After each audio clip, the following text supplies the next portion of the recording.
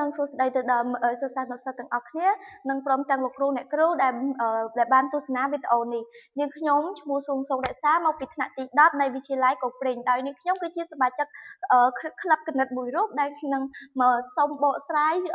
ខ្លឹមសារមួយគេថា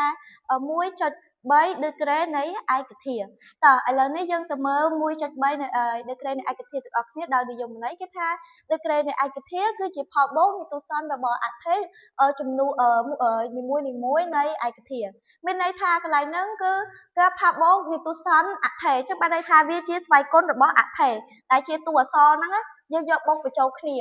បានន័យថាបូកមិនមែនដកតែគឺបូកគឺត្រូវតែបូកចំណិចអញ្ចឹងគេឲ្យឧទាហរណ៍កំណត់មេគុណនិងអថេនិងដឺក្រេ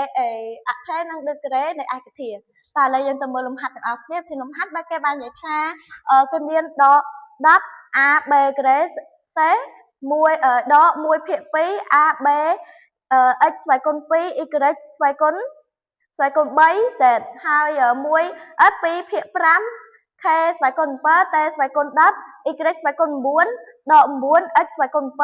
y ស្វ័យគុណ2តាមតែយើងទៅមើលដំណោះស្រាយទាំងអស់គ្នាឥឡូវនេះគឺគេឲ្យពហុធាតុយើងនេះពហុធាតុយើងគឺមានប៉ុន្មានដក10 a b ក្រេ c ខ្ញុំបញ្យល់អ្នកនរគ្នាមកអញ្ចឹងមេគុណយើងគឺមានដក10នេះដក10ហើយអថេយើងគឺតួអក្សរដែលនៅជាប់នឹងមេគុណគឺមាន a b c ដោយដឺក្រេនៃឯកធាតុខ្ញុំបានបញ្យល់អញ្ចឹងគឺជាការផាត់បូកវាទូសន្ន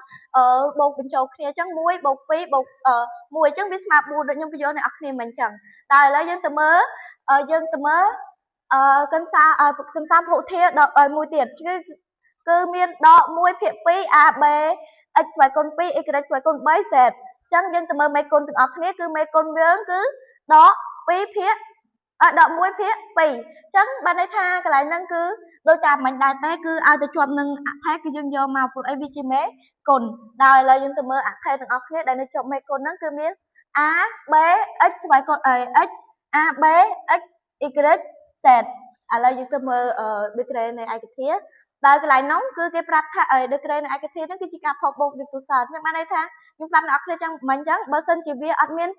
លេខឲ្យគេទេគេដាក់តាមអថេហ្នឹងគឺវាមានន័យថាវាមានស្វ័យគុណ1តែគេមិនដាក់អញ្ចឹងបានន័យថាយក1បូក2បូក3ហើយនឹងបូក1អញ្ចឹងបានន័យថាវាបាន8អញ្ចឹងដឺក្រេនៃឯកធាតុយើងគឺមាន8ដល់ឥឡូវនេះយើងទៅមើលកន្សោមពហុធាតុបន្តទៀតគឺ2ភាគ5k ស្វ័យគុណ7 t ស្វ័យគុណ10 y ស្វ័យគុណ9តោះយើងទៅមើលនេះទាំងអស់គ្នាគឺមេគុណរបស់យើងហ្នឹងគឺ2ភាគ5ដោយផ្នែកអថេរបស់យើងហ្នឹងគឺមាន k t y អញ្ចឹងបានន័យថាហ្នឹងគឺជាផ្នែកអថេហើយគឺជាអថេហើយឥឡូវយើងទៅមើលដឺក្រេនៃឯកធាតុដោយយើងយកនីទូសន្នរបស់អថេទាំងអស់ហ្នឹងបូកបញ្ចូលគ្នាអញ្ចឹង7បូក10បូក9អញ្ចឹងវាបាន26តោះឥឡូវមើលយើងទៅមើលលំហាត់បន្តទៀតឥឡូវយើងទៅមើលទាំងអស់គ្នាគឺមានដក9 x ស្វ័យគុណ7 y ស្វ័យគុណ2យើងមើលមេគុ